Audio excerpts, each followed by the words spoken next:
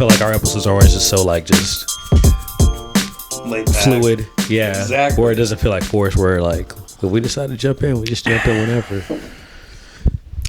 You're the only motherfucker who can message me and be like, hey, I'm sliding through town, let's do a podcast. And I'll be like, yes. Yeah, that was actually, I'm glad you were like, I'm glad you could do it too. And like that's like, I like there are a few people on my list who I give that flexibility to. Yeah. Some like random motherfucker. Like I get random motherfuckers all the time. They'll be like, hey, I'm in town. I'm like, man. That's honor, man. No, for real. Yeah, for sure. Yeah, it's just like the rappers who are trying to promote their mixtapes. You ever get one of those who want to do podcast sessions? Was like, hey, bro, I just dropped the hottest mixtape. Can I do an episode and bring on like 7 of my homies in this, sit in the background and shit? Oh, dude. Well, did I ever tell you about the time that a guy brought, I think it was like 15. Yeah, I think it was like 15 other people to this podcast. What? They showed at first they showed up with like 8. They brought like a huge van, like 8 people came out, and I'm like, oh, hi, like, and then they're like, well, just wait up, like we got enough more people. You got more people coming? What are you, fucking odd future? What the fuck is going on here? Yeah. And then I'm like, dude, you guys can't all like hang out at my house. Like, yeah, my girlfriend's here. I'm not gonna make her just hang out with y'all. B. Like what the like no, like you guys are gonna be noisy as shit. We're not even gonna be like, this isn't like a soundproof fucking Joe Rogan type of setup here. We don't have that walls soundproofed. We're gonna hear you motherfuckers because 12 people in a room, 15 people in the room cannot be silent. No, they can't. You're gonna catch, especially with these mics, you'll catch so much fucking sound. And it's just like, why do you need all those people at the podcast? It's so weird. Well, and like I understand if they were maybe out of town or something. Yeah. But it wasn't even that. They were just fucking. They were like, they're in local. They felt like they made it. It's like, hey, homie, I just made it on the McAllister podcast. Let's all just get up and grill out and then go over there together. Dude, like, yeah, they were not welcome back. I'll just say yeah, that. bro. But people, it's so funny how like I think some people do that too for like for the sake of just like, I want to show people that like I'm big, so I'm gonna bring 15 of my homies and just have them stand in the background and just look awkward and hard. Yeah, well, it's so weird. Yeah, I mean, look, I've really changed a lot of what we do here on the podcast, what we do here in the studio because of that. Yeah, because dude, it was like at least 2, if not 3-year period where it was that constant battle of like people wanting to come on. Yeah. And having to find the line where it's like, I don't want to be just like used and abused. You know what I mean? Yeah. Because that's kind of the problem when you're like one of the few people in a state or a city or whatever who really does something. Yeah. Like you have multiple people that want to come on in the range and the array of the people, who are actually going to pay homage and actually like, do something that benefits your show versus just wanting to come on purely for themselves and purely for... And have nothing to fucking talk about. That's the annoying part, exactly. too. I hate like... Exactly. And I think it's just the influx of having like... It's like podcasting almost like rap now where you just have everybody... It's so accessible that everybody makes it. And like there's some people who are just not good. Like it's just like they just talk about just random stuff. Like it's just like, oh, like, what do you guys think about this? And then like people watch it and they think like... Because of like the amount of people that watch them, I think that like they're good at what they do. And it's just like, no, you're just not talking about anything. And as a society of people, like we just listen to random shit. Yeah, exactly. People are like straight up like rude with it. Yeah, honestly, it's a dope setup, man. We're back. Slight hiccup. Boom. We haven't done a lot of guest episodes. Yeah, here on the podcast yet. So had to brush up some cobwebs off the table and stuff. Yeah, exactly. I had to dust. I had to take a big old rag and fucking to dust it and shine it. I haven't even gotten there yet. I've decluttered it. That's all I've really done. I haven't even done the dusting yet. Hey, like aesthetically, it looks good. The water bottles and all that. So sometimes the clutter works. Yeah, I think simplicity. I mean, despite the background, I guess. Yeah. I think the simplicity is like important. Yeah. In a podcast, you don't want to like overdo it. You don't want to like, I don't know. Like even Joe Rogan's set up really like he has a lot of stuff on his table. Yeah. But the backgrounds are pretty like his is like the busiest, and then it's just the curtain on the guest. It's kind of perfect in a way. Yeah. No, I like that. Like when we were just talking about that, like podcasts like Drink Champs. I don't really like them because it's just like too much. I don't know if you have you ever watched Which one's Drink Champs? I can't talk. Noriega, who used to be a really active rapper. It's his podcast. So like, and I forgot the other name of the host, but it's a podcast where they just literally have celebrities on, and they just get drunk and just like talk about stuff.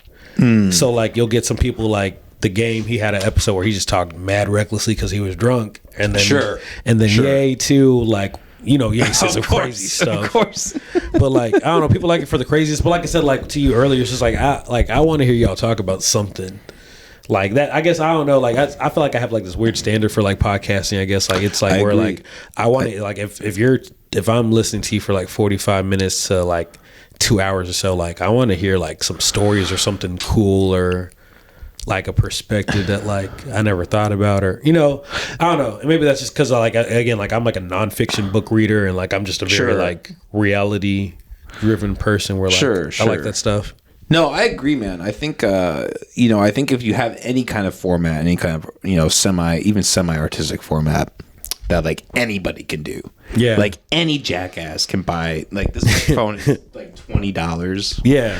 I mean, I guess that is expensive, but you don't even need the price point that my audio interface is at. Yeah. To do I mean, you can do it really cheap. Yeah. There are jackasses who get their fucking iPhone and they put it in between them. Those are the worst podcasts. Those people should be shot. I'm sorry. I fucking hate that shit. That's the laziest. You fucking lazy piece of shit. It's funny. You're bastardizing what I do by just having two people in a room, putting a fucking iPhone in an echoey ass room with like stone. And they're like, and you're gonna make me suffer through an hour of that shit.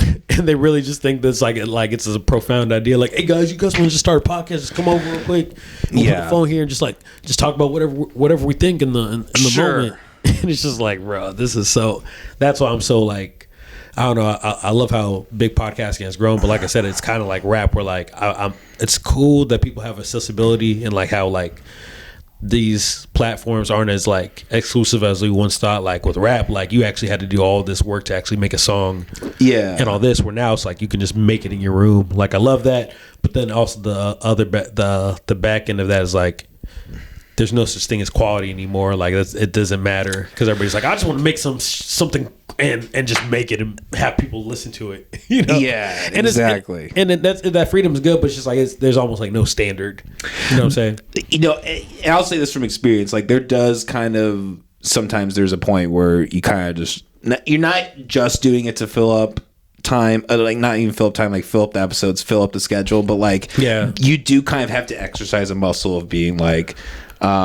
Part of me is like kind of talking on my ass. Yeah. When I talk, you know, there's something where you have to be able to like pull a string, pull a part of a conversation this way, that way, this way, and like there's some bullshitting to that, you know. Oh, yeah, but even in that, like there's a skill to bullshit, right? That's what I'm saying. Like there's still arts. Like podcasting to me, like it's an art. So just like with any art, like it's like you got to find that like sweet spot of like with the art of podcasting, like just talk about random stuff, definitely, and then like.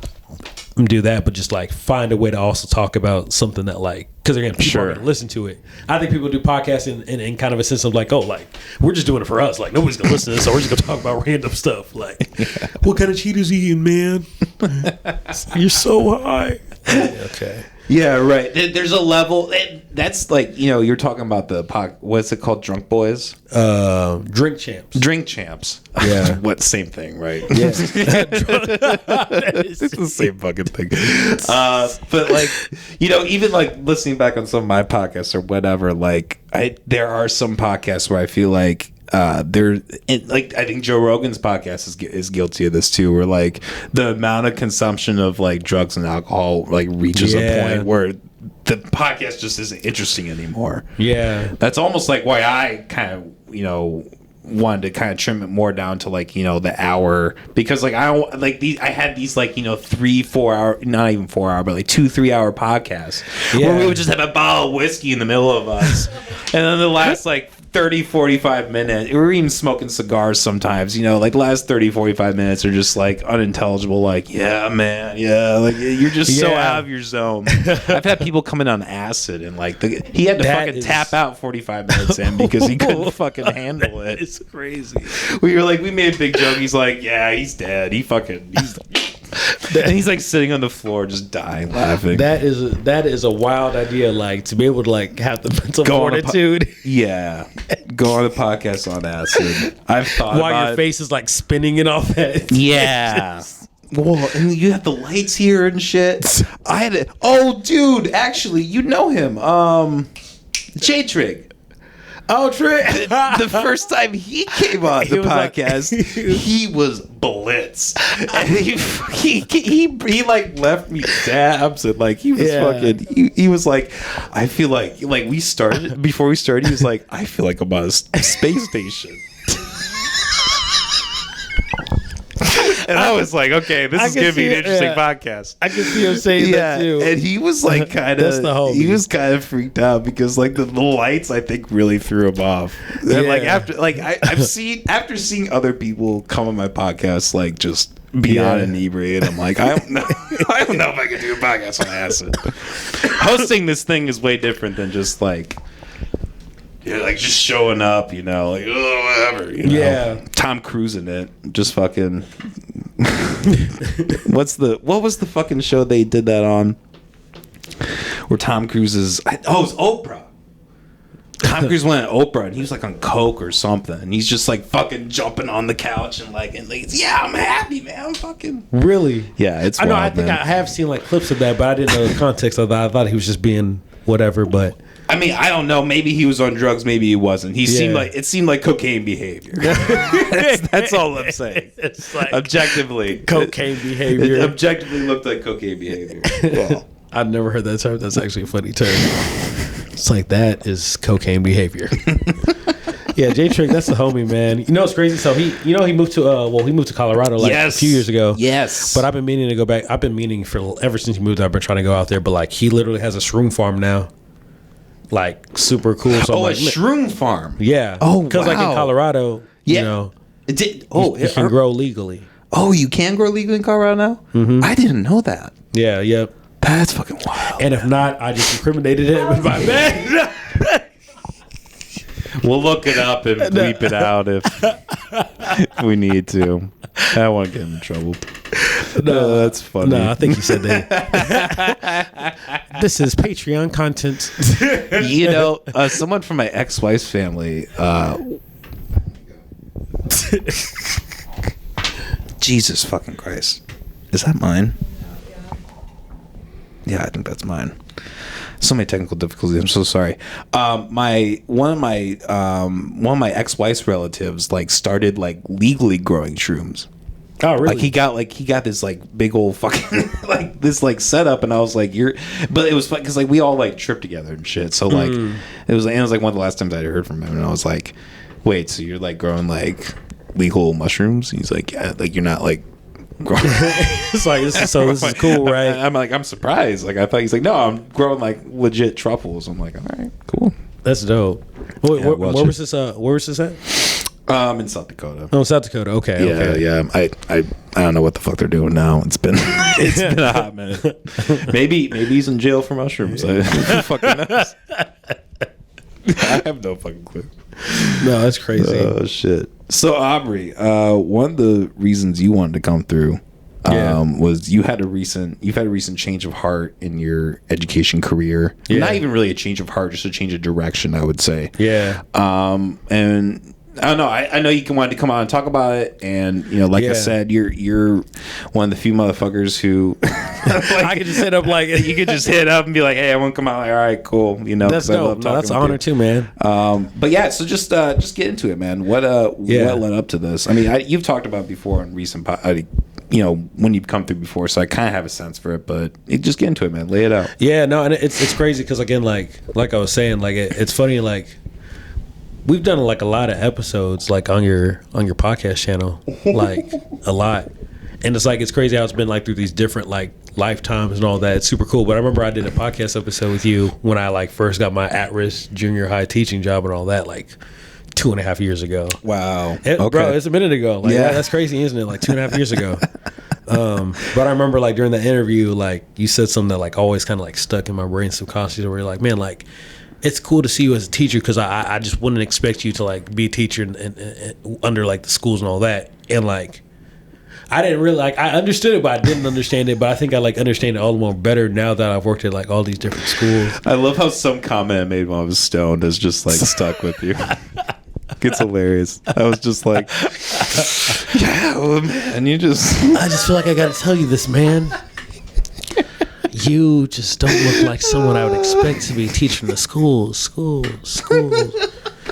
We don't need no magic.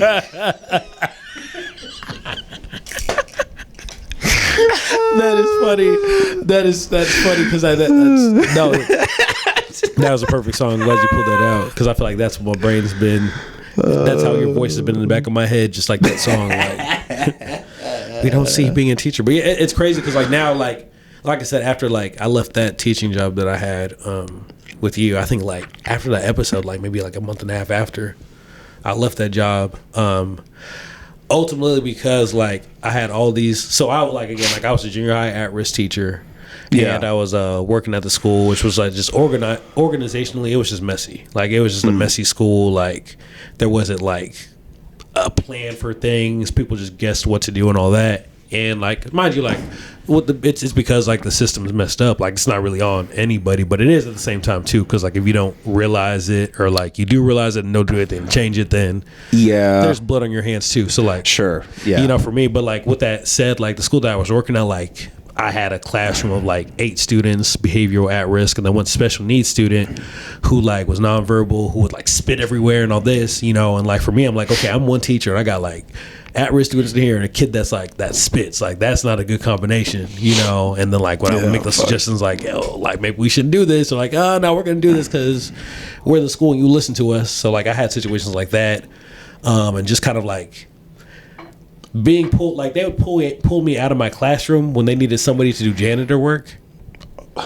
What? Like me being like I got a degree in this thing, and like they pulled me from my classroom and put somebody in there who doesn't have a degree to teach kids, and tell me like to mop the floors or like pull this special needs. Shitting me? No, I'm being dead Jesus serious. Fucking Christ. Or like pull this like special needs student around. Like mind you, like it's, I know people will try to spin like special needs like as negative connotation, but I just say that neutrally. But like having like the special needs student like saying like, oh, pull him around on this wagon for an hour outside the hall, and we'll have somebody take over your classroom. So I'm like, God. y'all don't respect me as an educator. Yeah, I'm just another body in the building and all that. So like dealing with all that, that's what made me leave the school initially.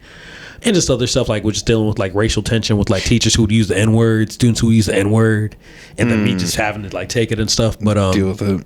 Yeah, and for me, I'm just like, there's people who can exist under this system and be cool, or not even. I can't even say cool, because if you're working in the education system, like you're stressed in some kind of way, you're just coping with the difference. Some people are like popping prescription pills. Some people are like gym junkies, and I got homies who are in the gym who are teachers.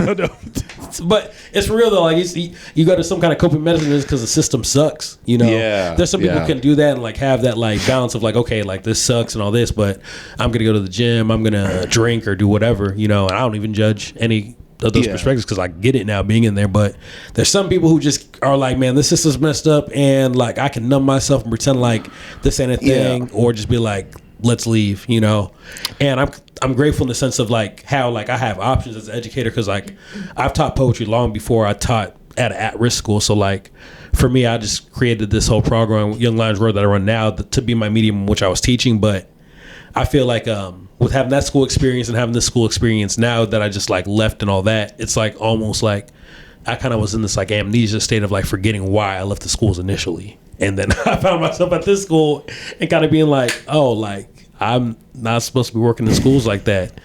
But the school now, like fast forward to the school that I just left, I still ain't gonna say no names. I ain't that bold. Sure.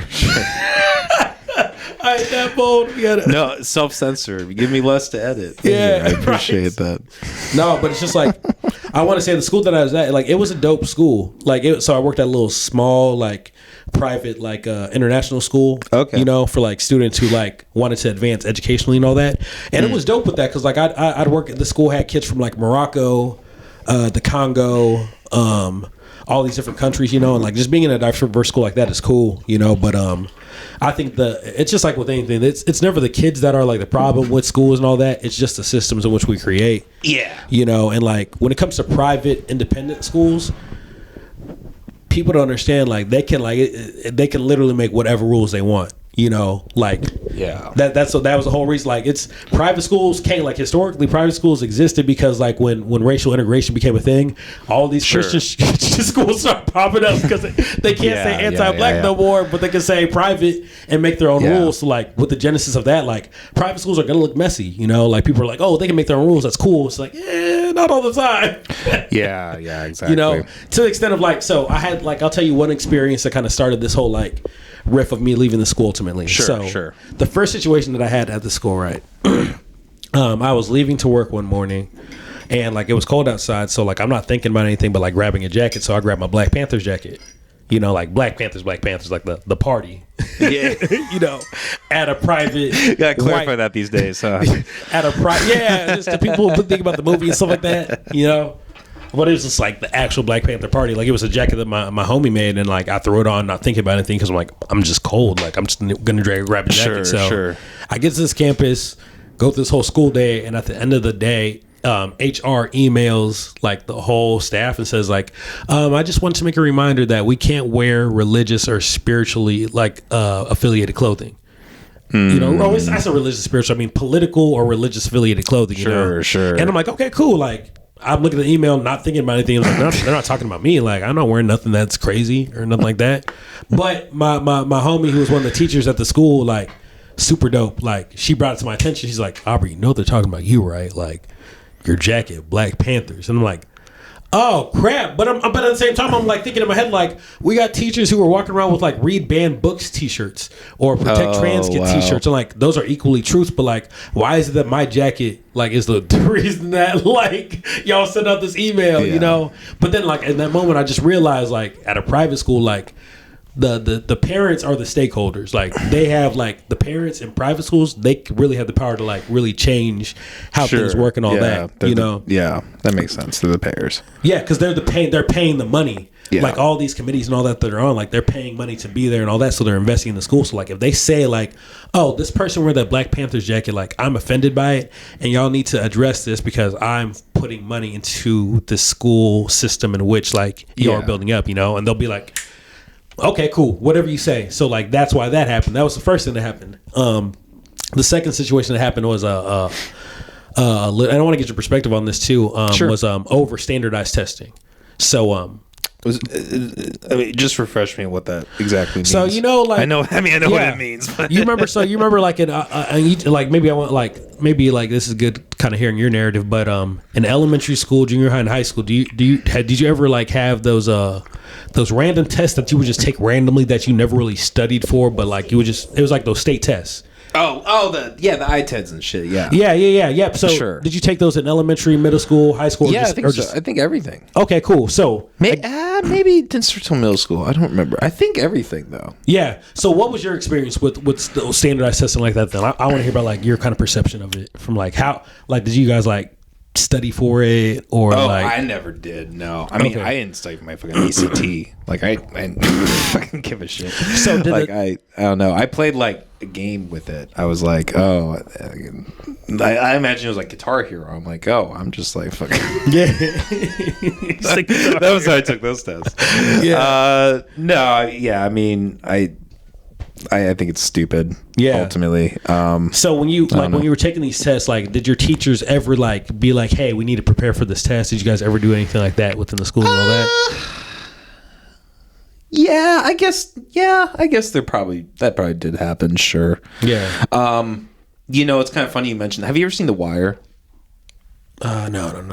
There's it's a I don't know. Have you at least heard of it? The Wire. I've heard of it. Yeah. Okay. Yeah.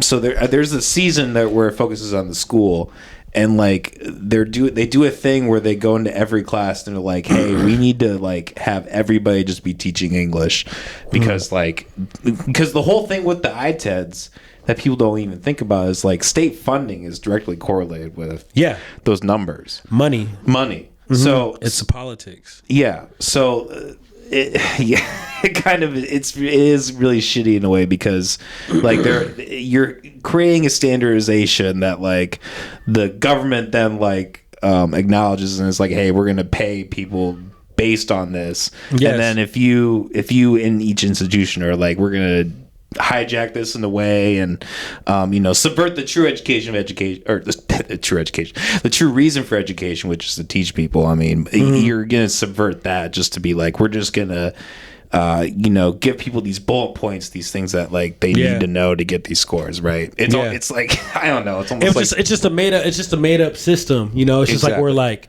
pretty much like again, like standardized testing is just what you said, like it's literally like these tests that don't measure a kid's like knowledge or success accurately, because it's just like just having like one test that for all students who have different learning abilities and all that, like that's pretty ineffective. There's students who could test anxiety and all that. So, but with that, like, is the thing about that is like the standardized testing ultimately is like wanting kids to score high to kind of show, like you said, like, oh, like our students got this much, like you can give us funding because we keep these test scores like this. So it's like it's not so much about like the learning, but more so about like the money that is affected by that. So like when you bring that to the private sector again, like it's close to home because those people who are the government per se are the parents.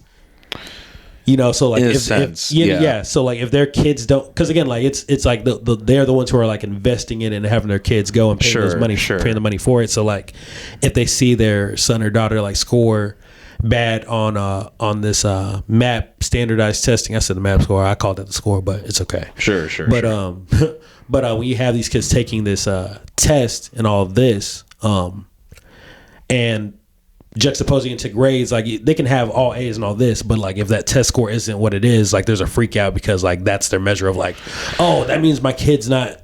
There's so much nuance to standardized testing, but ultimately, like, I disagree with the philosophy of it. But like working at the school, I didn't realize how much they really invest energy into standardized testing like that. Because other schools are just like, you know what, it doesn't like, whatever. We don't really care about that. We're cared about like how like kids are bringing guns to school or how this is happening. Like we're not worried about no standardized testing, but in a school that has like the privilege to not really worry about those things, like the only thing that focuses on is standardized testing, which is a flawed system in measuring kids and all that. But the classroom which I worked with, like there were students who like scored low on the joint. Yeah. And for me, I'm just like, it's fourth grade. Like these kids are like 9 to like 8 to 11. It's just like your brain's not fully there to like sit and like train yourself to like sit on a test, like, and all that. Well, fourth grade's pretty ridiculous. Yeah. Of an age. I feel like that's too young. They're kids. For that. It's one of those things where like I even had to like check myself too, because like it's my fourth grade students, like again, like working in schools, it's the nuance of like I can hate the system but love the kids I work with. Like my fourth graders were amazing kids. Like I rock with them heavy, each and every one of them and all that. But I always had to remind myself, again, just having the mind that I do, like whenever I'd explain things to them, they didn't get how I explained it to them because I'm doing it like as an adult, forgetting that like these are kids. Like this kid's 8, 9, 10 years old, and you're saying like you don't get multiplication. Like this is easy. It's just like it's not easy to them though. Like they're kids, but I feel like that's what the system does to you as a teacher. You kind of forget. Because you're thinking about all these things like, oh, I need to get ready for this. I need to get ready for this. I need to get them ready for this. I need to like put them through the system and make sure the system is good. And to do that like effectively, you have to forget to an extent that the kids are kids. You forget that like this kid scored low on this because like they're 8 or 9 years old. They're thinking about playing. They're still like in this imaginative place. But like again, like that's like ultimately like what the system does though, and like kind of like having those issues with the school and those disagreements there, that was kind of like a thing. But the cherry on the top, that was kind of the leaving factor, was I did this interview a couple days ago with a really cool gentleman actually. His name is Dr. Matabuti. Have you ever heard of him before? No, I think I did see something on Facebook for that actually. Yeah. What was he exactly? Dude, he's a genius. Like, he's like probably one of the most impactful human beings like ever. Like that you just never hear of, you know. But he is like right now he's like the owner of like 4 Black-led institutions in Chicago. Okay. That he kind of started independently by himself, with the team and all that, obviously. And he's also the founder of one of the biggest Black-owned like book publishing companies, Third World Press. Nice. And he's like published like really well-known figures like Gwendolyn Brooks, and different artists of that sort, and authors of that sort. But he also was like one of the forefathers of the Black Arts Movement. I don't know if you ever studied anything about the Black Arts Movement. No. Super dope, bro. We don't again, like school system doesn't really talk about those things. Sure. Yeah, we'll give y'all Black History Month, but we won't really talk about like stuff that's historical. Yeah, right. You guys were slaves. That's all we're going to talk about.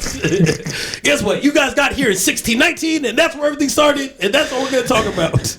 Yeah, we'll talk about Frederick Douglass a little bit and misquote Martin Luther King, but we won't really talk about the real stuff. But no, I say it to say that the Black Arts Movement, like, it was a really cool thing that happened in the 1960s, where like artists like were kind of in the space where they were like educators, and it's kind of like how it was in like the Ram Dass era in Cali in the 1960s as well, where like you had like these Ram Dass figures kind of like, mind you, they were like doing acid and like having these awakenings and being like, man, the system is not there, man. And you have all these like putting acid in their headbands and shit. Right. Yeah. While singing like hippie music, let's all get along. Fuck yeah. We're all libertarian. Like, so think about that era, but it was like Black folks. But nice. they weren't doing acid. So it looks a little bit more. It looks a little bit more organized. Or maybe they were. I don't know. I just make those assumptions because again, like history tries to keep things clean. But it was literally like these artists who like they were more used to it. Maybe. You know, they were maybe they didn't have the luxury of that because they're dealing with systematic stuff. It's like, we don't get the luxury like y'all in Cali to just sit here and do acid because we're getting shut up. Like, we use acid to think, man. Right. No, but it was a cool movement because like there were like artists who were poets, jazz musicians who were like using their art to like make political stances and kind of like make their own schools and all that. But Dr. Matabuti came from that era, so like he's like a living legend. So to be able to have a conversation with him was like really, really cool. Oh wow, and impactful. Okay. But again, he came from the 1960s, so this dude is very radical. Yeah. He done seen some stuff. Like, sure, he had friends that were getting hung, and like, you know, he was really in the thick of like how people say like us, like in this era, like we do like face kind of like discrimination, obviously still in like extreme extents, but like not back like in the 1960s. Sure, heck there's a no, difference. like they went through some crazy stuff. Like, so like they're gonna be very like hard and straightforward, but like he said some stuff that was very radical that made white people uncomfortable. if you're not like if you're kind of like not.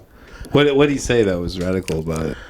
Man, this is whole discourse, man. Like I definitely like encourage you to watch because it's recorded on YouTube. Augustine College put it on actually.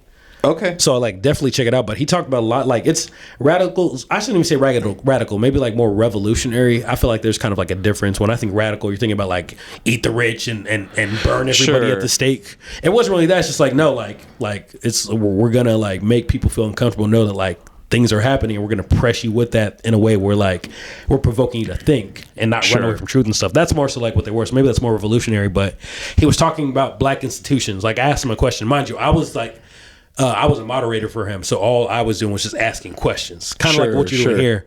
You know, all I do was asking questions. So I ain't do nothing crazy, but I asked certain questions because I knew they were going to pull out some content that needed to be heard. But I asked him like why it's important to have Black-led institutions.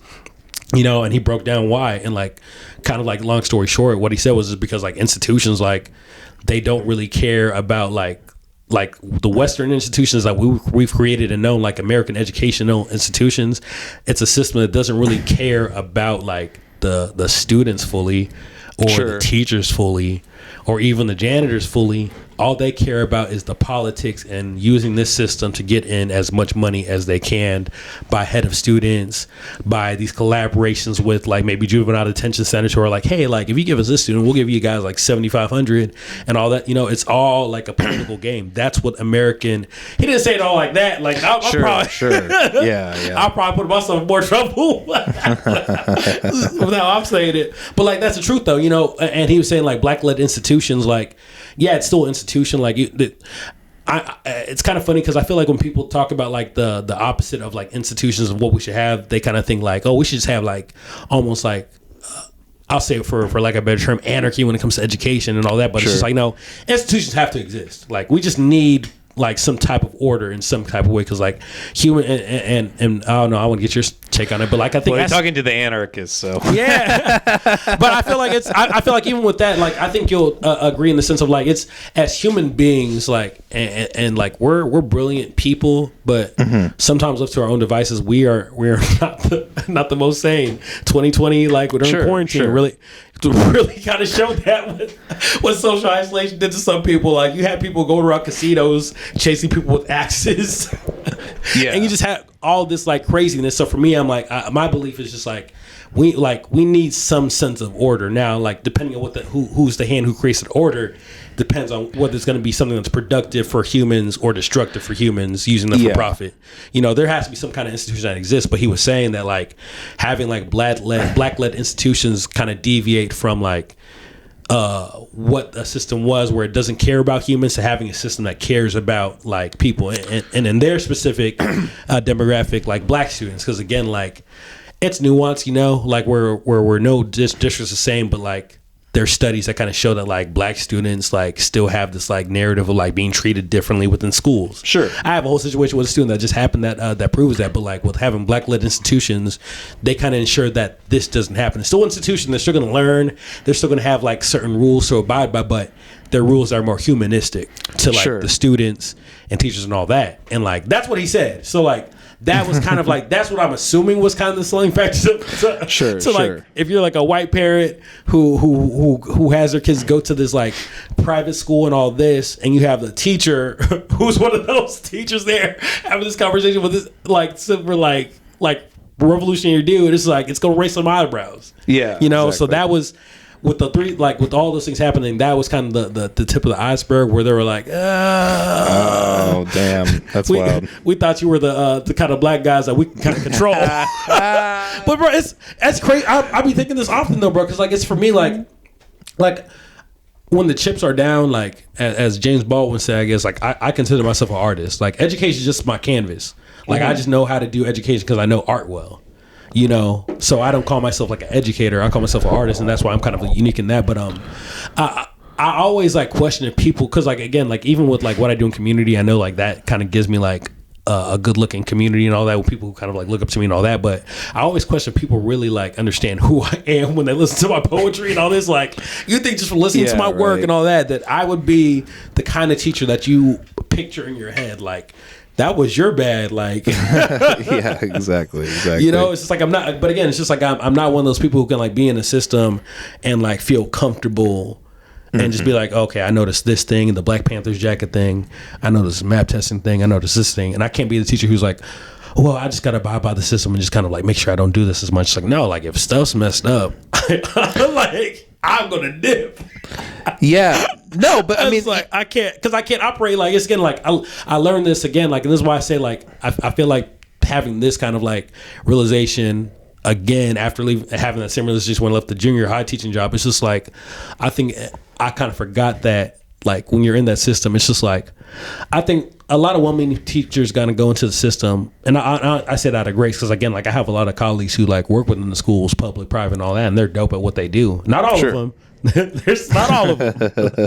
There's just some that I ain't gonna call it those ones though. So there's always a bad apple. In the basket. But there's teachers who are well-meaning who exist in that space. But for me, like again, like I'm a positive nihilist. Like I'm optimistic about stuff, but at the end of the day, I'm like, man, if something's messed up, I'm just gonna admit that it's messed up. You know, and like you can't really fix it. And I think the school system is that thing. Like. To me, it's impossible to go into a school system as a teacher and say you're going to change the whole system.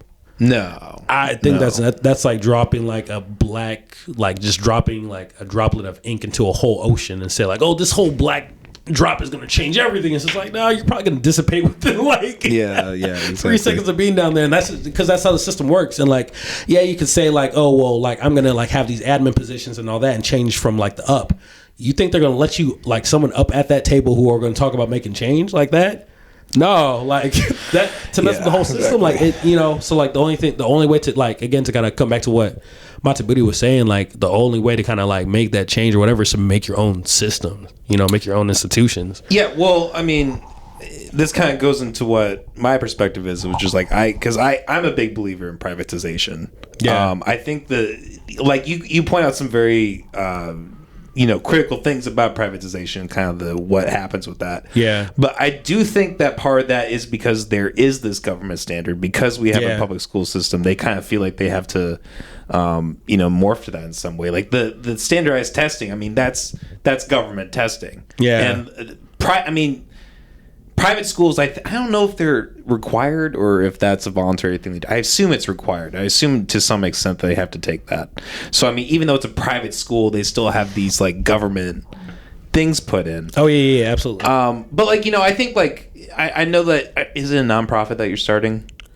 It's right now it's a fiscal sponsor under a management company that under my management and all that, but we ultimately want to make it like a nonprofit down the road. We're just kind of handling it slow and all that, but yeah. Okay. Well, I mean, despite technically being nonprofit, there's definitely some entrepreneurial aspect to what you're doing. Absolutely. You're leaving a system and you're creating your own thing. And I mean, and that's why I'm an anarchist. I mean, that's why like it's not about like destroying the system. It's about just realizing, hey, this thing is not changeable. This thing, I can't work with this. I'm going to create my own thing. That's what you're doing in a way. Yeah. That's why I appreciate what you're doing. Yeah, and that's absolutely what I'm doing. And that's why, like, again, like kind of like leaving this job and having all this stuff happen and maybe have like this realization moment where like I almost came back to myself of like, man, this is why I left that junior high teaching job, because like I know that systems don't work. But I think, again, like when you kind of let like kind of like life things kind of like distract you from stuff, you kind of forget. It's kind of like this. Actually, have you I think you just said you lost a pet and all that, right? Yeah. Mm-hmm. Yeah. Have you ever lost like someone close to you, like when it comes to death, like family member or stuff like that? Oh, sure, yeah. Well, I mean, both my grandmothers are dead. I guess the one that died later I wasn't super close with because she was just had a lot of mental health issues and a lot of shit like that. But the one that was like died sooner I was probably close with. I had a good friend who died in a car accident when I was like 14, 15. That really fucked me up. Yeah. That's probably the death that's fucked me up the most, I would say. Yeah. I've been fairly lucky in terms of like close family member deaths. I mean, fuck, some of them are getting old. It's gonna happen probably at some point, But, yeah. It's just like a part of life and all that. Yeah. No, I asked that just because, like, again, like, I think my last episode we kind of talked about it because like my project. I wish I kept my eyes closed was kind of like, again, like I was telling you about, like how it was like a grieving process. Exactly. I'm kind of losing my brother and all that. But I was just thinking about this as of recently, even kind of just having this like almost like this this deja vu of like, you said this like 2.5 years ago that you're done working at schools. Now you got yourself more bull crap working at a school. Like, leave the system, brother. We don't need no education. It's no, but we got the internet, bro. We got the internet. No, but I said to say that like just kind of like in that process of like when I first kind of made the decision to leave that junior high school that I was working at, I think like 2 months after that is when my brother passed and all that. And I feel like there's a sense to me, like I think like just kind of like being in this like journey of grief and all that, and I want to get your perspective since like you said like you've experienced it too. But sure, I feel like there's like an amnesia phase in which your brain kind of goes through.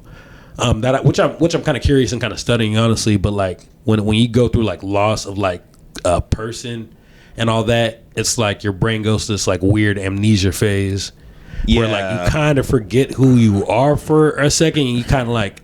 You maybe like you sit at a fryer maybe you work at McDonald's and you're just like sitting at a fryer and forgetting what you're supposed to do right there, and you're like, oh, Like I'm actually in the world. Sure. You know, you have your brain doesn't work. Almost like distracted in a way. Yeah. I think sure. Kanye West is one of my examples. Like I feel like his whole mental because again like I don't know. I don't call him a genius like people call him. I think that's too like is he really a genius? Like, is he just saying a whole bunch of wild stuff, or we're just like, yeah, because you say wild stuff, you're a genius. Like, he's just talking like a basement pothead. I do think some of his music is genius, but I don't think like every single thing he does turns to gold. I don't think any of his recent projects they've just sounded like messes to me. Like they felt like they were just like lazy. Did you listen to the last one though? Did you listen to Vultures? A little bit. I listened to like the first 4 tracks. Loved Vultures. Yeah, that was like it was like old school Kanye, but new school, but like new school Kanye combined with old school Kanye. I don't know. I gotta listen to because that was one with Ty Dolla $ign it was like a big collaboration with him, right? Dude, and he killed. There were some bars he fucking killed it. He spat like some of the best verses I've probably ever heard him spit. Dang, I gotta check the song Back to Me. Back to his first ending that track, you're like, what the fuck? Yeah, I've never heard him rap like this. Yeah, it's wild. No, I gotta go back and listen to it, man. Because like it's like I said, I only listened to like the first 4 tracks, but I didn't really listen to anything after. Because like I was kind of like shell shocked from Donda. Still, I'm like, this project felt like it was thrown together. Yeah, that was a rough one, dude. But it's like, it's nothing. I mean, I guess you listen to some of it, but like in my mind, it wasn't near as Donda-ish. Yeah, like it did have some moments where it felt a little dragged. I mean, you gotta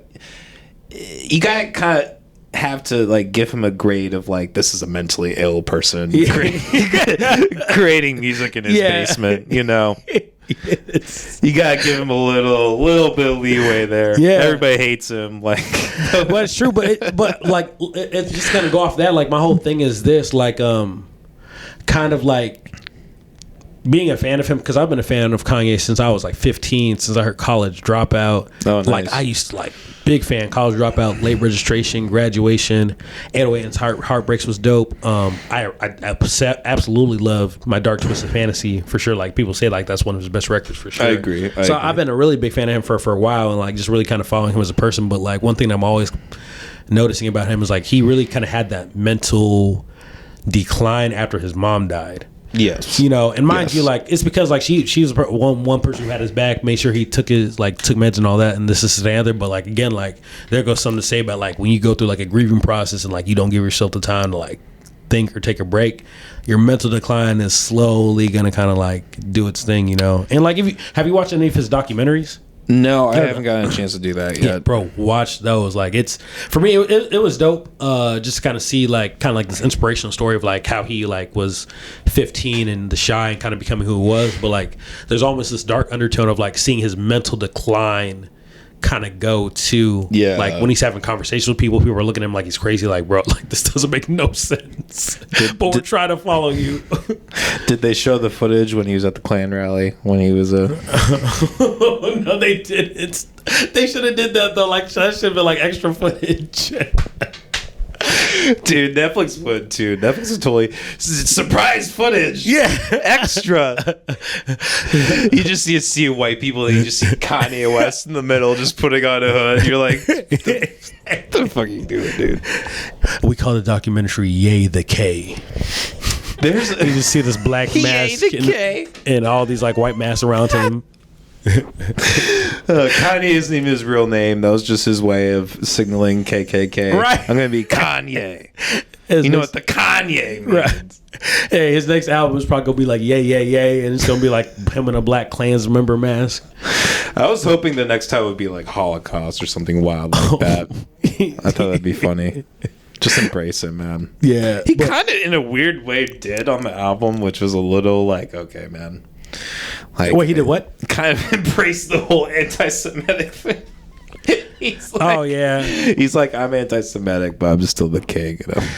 Yeah, and it's just like it's one of those things where it's just like I feel like just knowing to an extent, because obviously we don't ever know like these human beings. We just know from like what we see on the outside looking in. But like exactly, Yeah. From what I noticed about Ye, kind of like with his like sense of pride, like he does that just to be like, because y'all told me I can't do this, I'm gonna say it again and all this and because y'all said I can't do it and I'm gonna do it because y'all said I can't. He's like a little kid. Literally, he's like a little kid. He's like a little white kid. He like just found out what the N word was. And he's like, oh, say it. Yeah. I'm gonna be in the recess and be like, and they're gonna be like. And I'm just like, no, I'm gonna say it again. It's hilarious watching. I'm gonna say it again. That's what I'm saying, bro. Like it's just like he's just a kid in that, But like with the mental decline part though, like I kind of resonated with him just in the sense of just like how grief kind of puts you in the sense of like amnesia, where like you have this. Because like you have to almost like learn how to live life without like a certain being around you that you've been around for a substantial amount of time. And obviously it feels different from person to person. Like I don't know what it's like to grieve a loss of a mother. I don't know if that's the same feeling of like losing a sibling, but I feel like grief kind of just like you feel lost. So like I think you just feel it in general, but like there are a lot of factors. Yeah, for sure. You know, but I think like for me, like with kind of like, again, being this right after the situation of like saying I'm going to leave the school and like I'm going to do this and the other, and then like this thing happened. It's like everything that like I kind of like knew and prioritized, like kind of like slipped away with all that, because it's like I don't really give a damn about anything because I just lost a sibling, Yeah, there's something very numbing to it. That's always what I experience. Yeah, I always experience just like okay, it happened. And it's like, all right, moving on type of thing. I don't know. Maybe that's the Irish for me. I don't fucking know. He said the Irish? Yeah. It's always a joke about the Irish. They're just like one of my 7 kids died. Whatever. Fuck. Just moving on. Still got 6 of them. I had Irish teammates when I was a freshman in college in cross country and track, and like they were just wild. So like like they were just like tough. Like they're the kind of people who like they could like break a rib and be like, "Oh, it's okay, hey, we're gonna run this. We're gonna run this race and run this mile in less than 4 minutes." Still, I'm like, y'all are a different breed. Oh my gosh, tough. Yeah, I feel like I'm kind of a pussy, but I try. No, but sometimes it still defaults. Yeah, you said what? Sometimes it still defaults to my Irish. Yeah, but I think kind of like I feel like just kind of like in this like grief state and all that, I've kind of like have been on this side of like now remembering kind of like what I was in that gap of time between like my brother passing, when I kind of made the decision of like, oh, I'm gonna leave the schools, and then kind of falling into this like dream world of like I'm back in the schools, like I wasn't supposed to be here. I said 2.5 years ago I'm leaving for a reason. Now like I feel like my brain's kind of like getting back to like natural routines and all that, but like I'm really curious to kind of like see kind of like the studies of like grief and like how it affects the brain and that, because like it's crazy, man. It really just changed, like again, like it's and like I don't know if you resonate or not, but like it just, like I said, like it just really changes the whole like frame of how you think about stuff. Like you're just not the person you were and all that, which I agree. It in a weird way, like it strengthens your armor almost. That sounds almost like more cliche than it really is. Like I feel like you just go through enough bad experiences,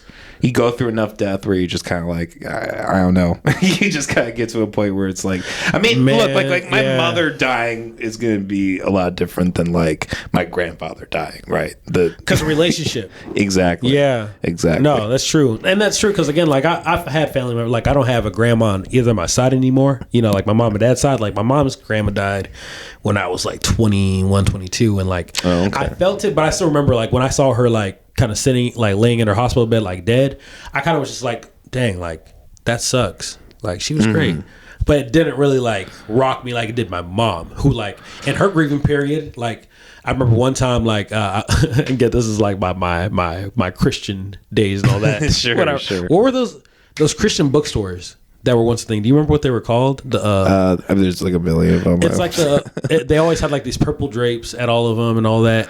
It had like a certain name. It was like a big like organization. All of a sudden they like disappeared. I don't know. I'll just call it the Christian bookstore and all that. But like it was back in the day, like when my grandma passed, I like worked at the Christian bookstore, and I was the only black man who worked at this Christian bookstore amongst like a whole bunch of white people. And when I think back, I'm like, dang, like that was weird. Why'd you put yourself in that position? But I remember one time I was like going back home, and I just missed I like supposedly I just missed my grandma's like what do they have like the day before, like they have the funeral ceremony for like people who die. What's the it's like a sort of reception thing they have the day before. Oh, the visitation. Yeah. So like I was working at a Christian bookstore at the time, and like again, like my mom didn't like communicate this with me because again, she's going through grief. You're not going to like think about how you're supposed to like tell this person or tell this person and all that. But she forgot to tell me that my grandma's visitation was that day that I went to work. You know, so I get back home. And my mom was just like furious, and like I've never seen her like mad at me for like the last time I saw her this mad at me, mind you, I was like 23 at the time or something. The last time I saw her that mad at me is when I was like 7 and kicked her in the face, and I deserved that. Like I deserved that one. Like I deserved the anger. Like I get that. It's like I kicked her in the face, like as a kid, just being, you know. See, I believe in corporal punishment, but like if that happened to me, I don't know how you couldn't. I feel like I'd slip. Oh gosh, dude, yeah. But that was the last time I saw her as mad, and she was like upset because I missed the visitation. I was like, I didn't know. I was like, I told you, but when I had this whole big blow up moment, you know. And for me, like kind of being in this place of like knowing. Back then I was like, man, like that sucks. Like, because even then, like I tried to like give her a hug and all that. She pushed me away and all that. And like, I was like, dang, like this sucks, man. Like, and all this. But like, I think now going through grief, I realize I get what was happening. Like, you just aren't who you are. Yeah. You kind of like lose somebody where you're just like the shit that you would never do before. Like you're going to do because you're kind of like not all the way there, you know, and it's really interesting. It's like a journey to kind of like in the grief period. It's like when you lose somebody, you also lose you. So with that, you're kind of like, damn, I don't know how to operate in this world without this human being, even though we just saw him once a week or like every 2 weeks or every month and all that. It's like there's an adjustment now where like I gotta like live life in this space of like this human being isn't here anymore. Like it's like it's like you lose a part of yourself, and you gotta have like this moment of like, I think it's necessary. I think like again, like kind of thinking about it, mind you, this is all just like random ass theory that I was just thinking about, but it's that's like kind of just thinking about grief. It like now it's just like I think it's necessary to go through that, like, oh, you kind of lose yourself and like you got to kind of rebuild who you are and all that, you know, and you'll do old stuff that you'll get caught in like cycles and all that, but yeah, exactly. You know, I think a big part of that too is like making sure you kind of have a template for good mental health and good like something that I'm still fucking figuring out, but like, you know, good coping skills, right? Like if you have like a good base of like ways to deal with things and way to look at life and stuff, like those grieving things that happen, like in theory will be better. I mean, obviously they're like your death of your mom will be like catastrophic either way, right? But like absolutely, if you have a good baseline, you're less likely to like completely go out of control.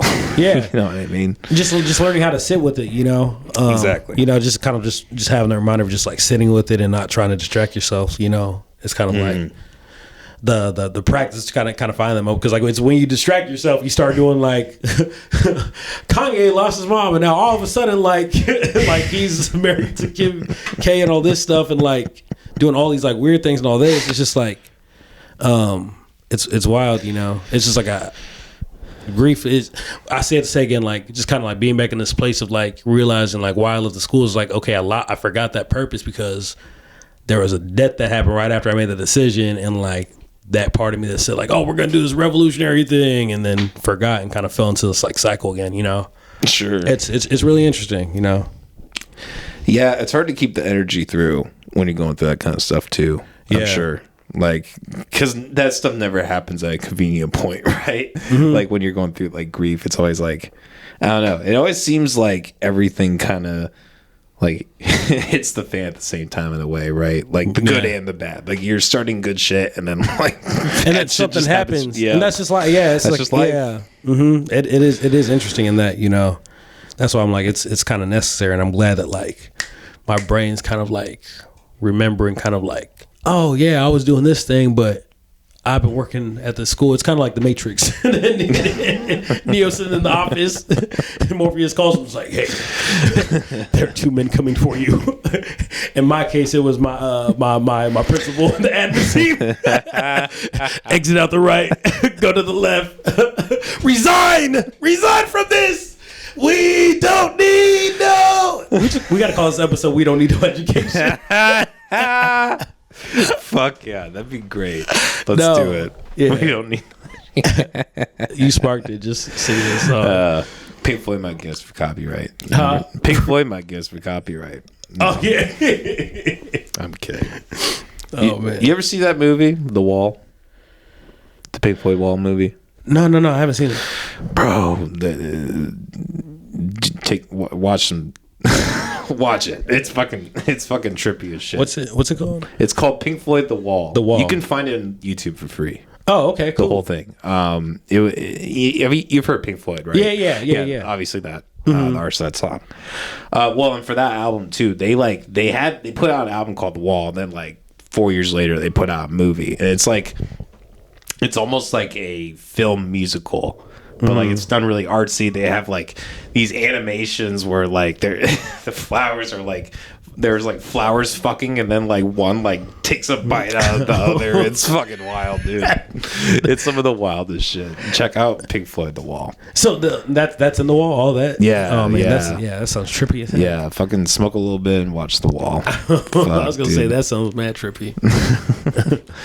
Fuck, dude. I wish I still had time to take acid and like watch movies and shit, but I don't. I done seen too many. I think like back at home, like I've literally have homies who like literally like were functioning human beings at one point, and then like because they took like a lot of acid, they're like now like dancing up and down the street of like 11th Street Rock Island or something like that. I'm like, God. Man, that is scary. Like at one point, I remember it's one of my homies actually. It's crazy because I was writing a piece about this and all this, but like one of my homies, we'll call him Mitch. We'll call him Mitch from high school, but he graduated in 2008, and like he was a dope dude. Like he was super friendly, super like enthusiastic, just energetic. Like everybody just loved him. And I think like a year and a half after like he graduated, like I remember the first time I saw him at like a basketball game, and he was kind of just spacey already. And I'm like, "What's up, Zeke?" And he's like, and just kind of look back at his face and like again like not knowing anything about like acid and stuff like that. Like, oh, okay, maybe he's just like, oh, whatever. And then like 2 or 3 years later, I see him like dancing up the street and like 11th Street Rock Island, just like in his beater, and it's like cold as shit, and he's just like doing all this stuff. I'm like, bro, what is wrong with this man?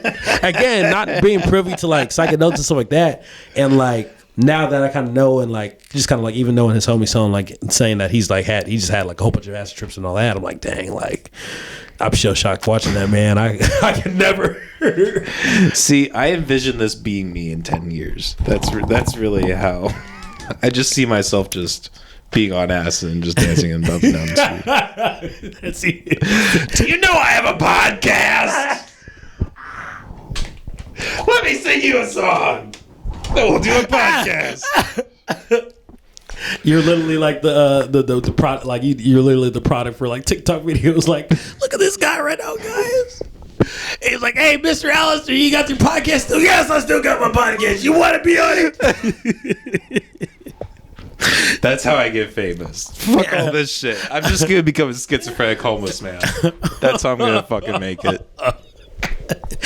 I'll be like the guy who like does impressions for food. Just like give me McChickens. I'll do shitty impressions. Bro, when I went to I went to college and I think my third year of college I went to a school called Morningside College in Sioux City, and I remember there was one day like Sewer City. Yeah, you know Sioux City and all that. Yeah, I used to live up kind of by there. Oh, okay. I didn't know that. Yeah. I went to Morningside College. I've heard things about good old Morningside. Yep, I only lasted a semester, and like it was like me and another 7 black males at the school. And like, hey, bro, like we agreeing right now that we're all gonna transfer. Like we can't do it no more. And we all were gone, and like and Morningside lost funding. No, I'm just kidding.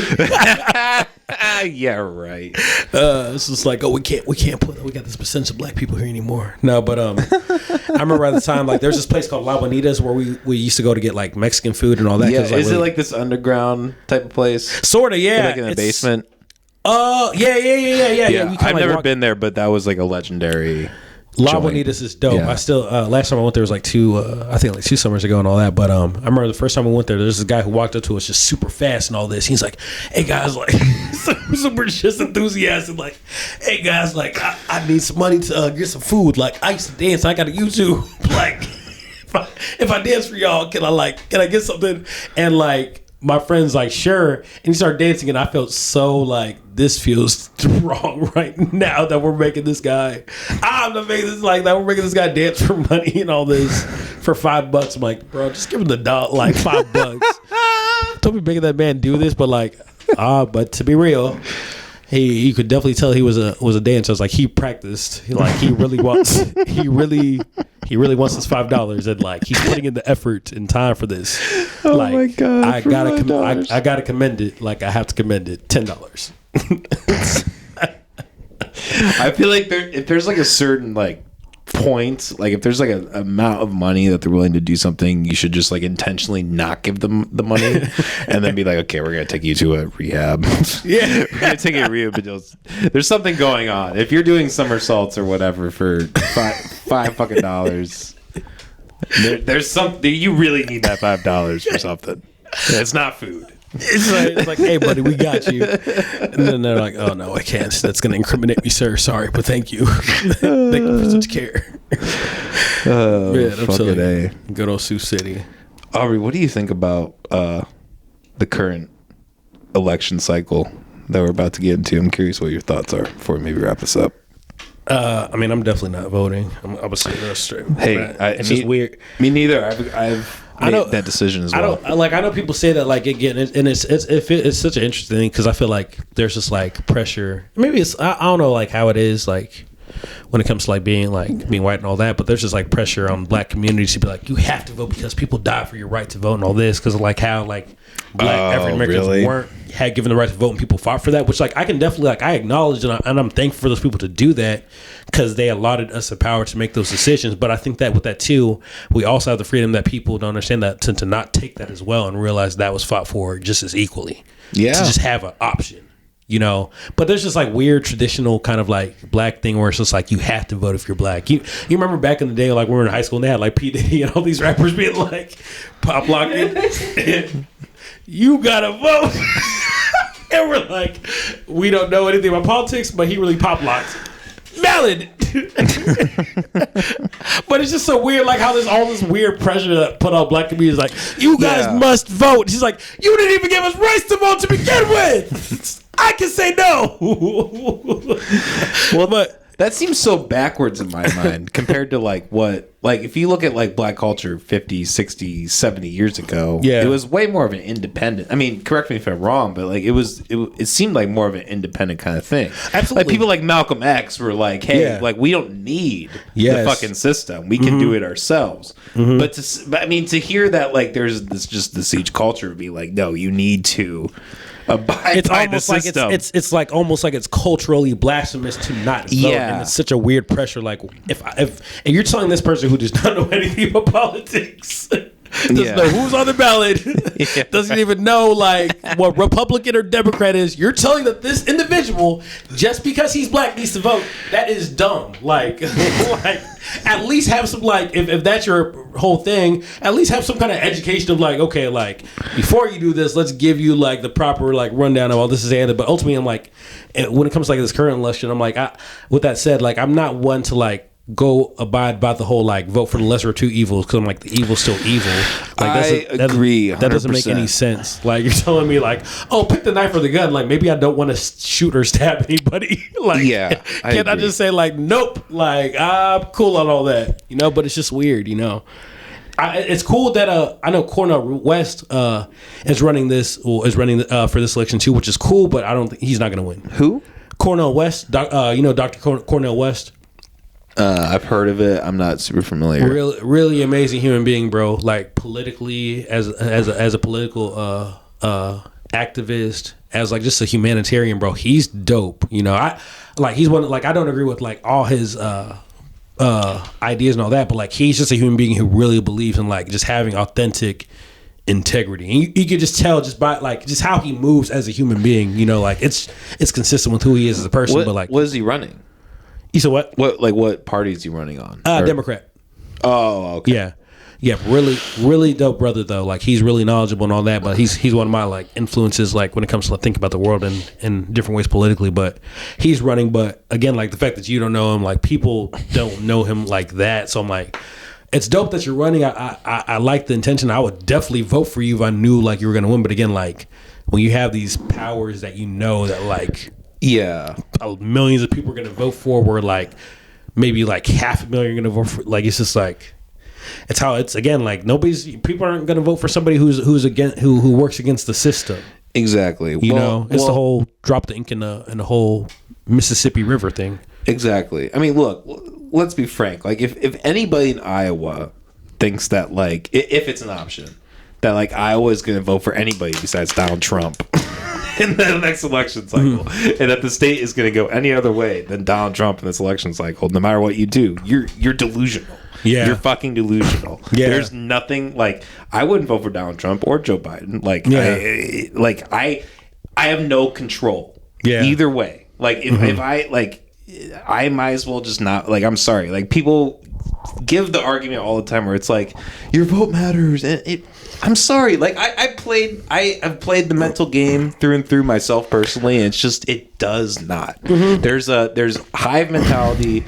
There's forces that are just outside of yourself. There's an entire media apparatus that is going to signal certain ways that you have no control of. That's going to you know, herd the sheep. That's going to control the population. Yeah, you know, and there's just nothing that they can really do about it. That's my whole thing. Like I'm very skeptical about like voting on a national level and just really believing that there's full integrity there. You know, I don't think the system doesn't work within a space of integrity. It works in a space of like money where money is like you can have money and not have integrity. So for me, I'm just like I'm very skeptical of this space and all that. And you'll have people who are like, oh well, I mean, if you're skeptical about the white thing, Barack Obama, it's just like let's not get into that can of like. Yes, it's dope that he's a black president, but he didn't really do as much as we thought he was going to do, if we're transparent and honest and all that. But like where I'm skeptical there, I do, and like I don't know if like you resonate with this one. I do believe that like voting on local, like it's crazy how people always have this mindset of just maybe it just comes from like this like savior complex or like wanting things to be bigger than they are. But like people are all about voting nationally and all this and other, but these same people don't know local politicians. Yeah, and it's just like, bro, like you have this whole idea that like this is going to change, but like you don't even know who's running for like state senate in your own state. Like these things that like are a lot more tangible than this national thing that has a lot more flaws in it. Not saying that there are flaws in like local levels or regional levels, but like they're flaws that we can see a lot more easier, have a lot more pressure to put on because it's local. You know, these aren't like beings that can't be touched. You know, sure. There is more to work with on a local level. Yeah, I mean, for me personally, you know, being an anarchist, I've kind of decided even on that level, it's still an inevitability. Like if you have any form of government as small as it is, the nature of it is that it's going to get bigger eventually. Like it's gonna get bigger. It's gonna become a part of a bigger whole, right? Yeah, I think demographics matter in that too. I think like because I do agree with you when I think about Chicago. It's like maybe the voting may be a little bit like crazy there because you got a big population at Chicago, and like Chicago's just known for corrupt stuff. Like that's where Fred Hampton was like shot and killed and murdered, and the cops were like, "Well, we didn't do anything." It's like, but it's obviously did it. Like there's a lot more wiggle room to be like corrupt and get away with it. But in a place like where I'm from, the Quad Cities, where it's a very small town and all this, you know, and like if there's a vote at a local level and they try to do some crazy stuff and all that, it's way more easy to see and be like it's like, yo, like we just saw you do this. Like you can't hide behind the veil in the Quad Cities because Quad Cities is small. Yeah. You know, where it's just like when you're looking at it. So I think I definitely do, and I definitely do think there's a sense of just like demographics that matter and that kind of like mess with the system of like, you know, of voting and all that. So, but nationally, like I'm just like I just don't really believe in that fully. Like I'm very skeptical of it. You know. I agree. Yeah, I just think it's a lie. It's a lie that you have any kind of control of it, but that's just me. Aubs, is there anything else you wanted to touch on talk about before we maybe wrap this puppy up? I don't even know how long we've been going, but I have a feeling it's been a long time. Yeah, right. It usually is. McAllister, hour and a half. That's the thing with these solo episodes, man. I kind of like, sometimes I only put out like 20, 30-minute episodes. I'm like, I'm not living up to my name. I'm not putting the full hour out. See, I'm glad I could help with that, man. No, it's hell yeah. No, like I said, man, it's always dope to kind of like come in your platform and all that, because like I feel like we have like really authentic conversation about stuff and all that. So I like, agree. You know, I agree, man. It doesn't feel forced. It doesn't feel like weird. Like, oh, so what do you have for breakfast? I eat water and air. Dude, if I ever went on a podcast and it started out that way, I think I would leave. I think, like, you wasting my time right now for this bullshit. Yeah. I don't eat breakfast. I'm a fat fuck, and I eat after fucking 1 in the afternoon. That's when I eat. I don't fucking eat breakfast. Stupid bitch. Nah, I just want I want you to go into somebody's podcast and then just to witness them ask you what you had for breakfast, just to get that response. I'm going on a podcast next week, so if he asks me that, I might leave. I might end the call. I'll be like, all right. You know what, man? So yeah, it's about that time. I'm good on this pod. Well, we're only out for 53 seconds, man. It's enough content. Exactly. We got short-term memory, sir. Use 15 seconds every day on TikTok. You'll be good. We just need clips. That's all we need. Yeah. Just stay for 5 minutes for clips, please. Let's just get some clips out of it. Doesn't matter how long the fucking episode is.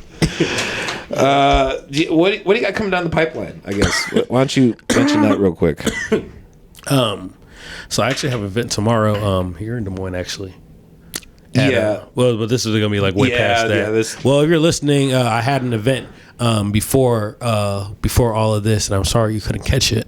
But yeah, I have that at the Kava Bar tomorrow, actually. So I've been doing like a lot of these like little poetry. I've been kind of starting on doing these little poetry shows to prep for this poetry slam in Albuquerque, New Mexico that I'm doing and stuff like that. That's right. What day is that happening? 21st. Yeah. 23rd. Yeah, it's the 21st and 23rd. Of what month? March, yeah. Okay. So that's in like a couple weeks and stuff like that. So like I've been kind of like to kind of prepare myself to do all that. But outside of that, I don't know when the next time I'm having the show up here is. Huh? We got Rockford coming up.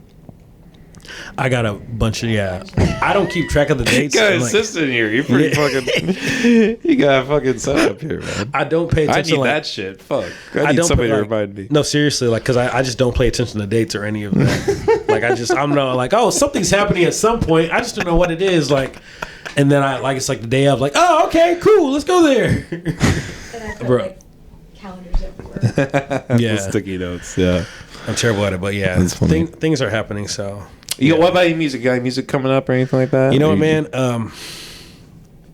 I know I was supposed to release this little like rap project and all that like months ago because I posted a cover of it on my Instagram last year. But bro, I've been in the space honestly creatively, bro, like where I haven't really been thinking much about like rap as much or like even battle rap. Like I still do those things like if I'm head up for them, but like for features and stuff. But like I've personally been trying to do like a lot more on the spoken word end and being really like experimental with that art and kind of see like what would that sound like recorded. But I got a project I'm working on with my homie Blake, 93 Energy Productions. But we're working on a little spoken word project and all that, so that's going to be out. But it's going to be just really different from like what I've kind of done because like as a creative, I think I've been in the space of like wanting to be like super experimental and like having fun with art, not just do things that like are expected, but do things that are different. So that's kind of just been in the realm of spoken word. So I'm trying to do a lot of spoken word projects this next year, so like you can definitely count on that.